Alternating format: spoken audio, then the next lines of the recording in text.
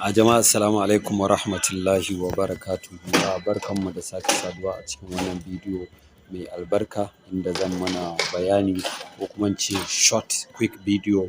Zan ɗan mana akan yadda za mu yi zane na wannan trend line ɗin using misali higher time frame. So abinda nake so mu gane shi ne wannan bidiyon kawai quick bidiyo ne nake so na yi saboda mutane su gane abin da nake bayani don kuma ɗan fahimta ɗan samu skills a kansa domin mu ɗan ƙaru mu ƙara bayani a kansa. A yi sauraro lafiya.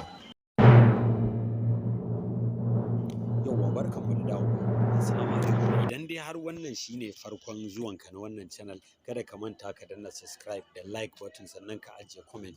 Kuma idan kana buƙatar shiga ainihin group ɗinmu na wannan za ka iya yin magana domin ka amfana. Sannan akwai bidiyo kala-kala a jere waɗanda za su baka dama tun daga darasi na ɗaya har zuwa na 10 domin ka amfana da wannan darasi. Wannan abun ba wani abu bane, zan yi mana ɗan bayani ne akan yadda za ka fitar da trend line aka zana shi domin yin trade wannan. Yanzu bari nan goge waɗannan da gani sai mu nuna mana abin da ya sa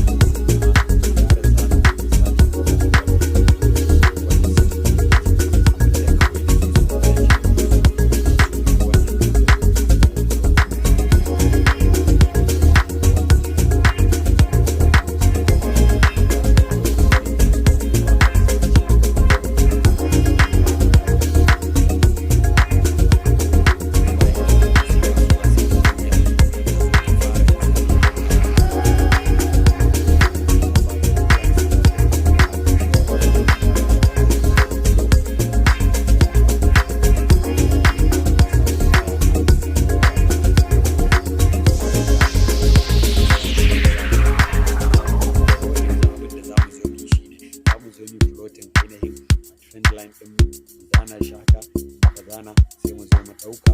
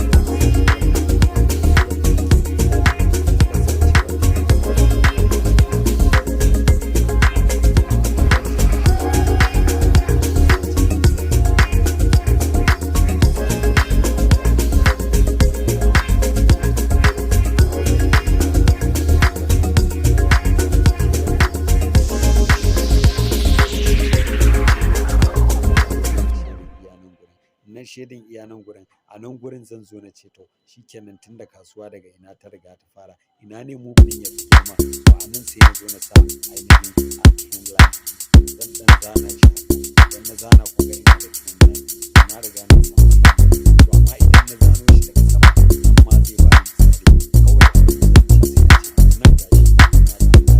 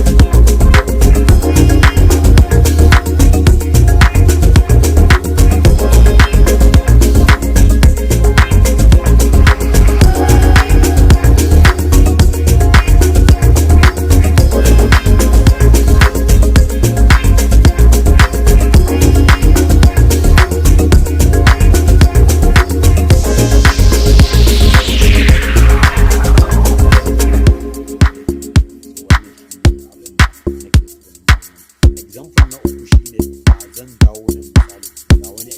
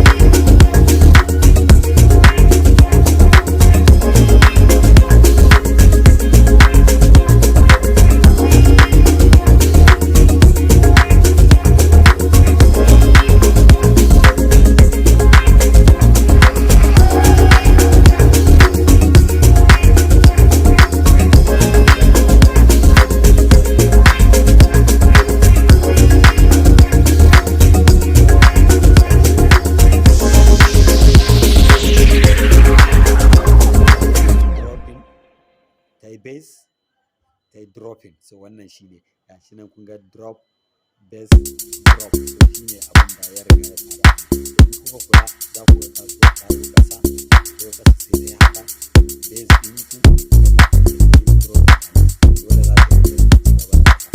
Kun ga muna da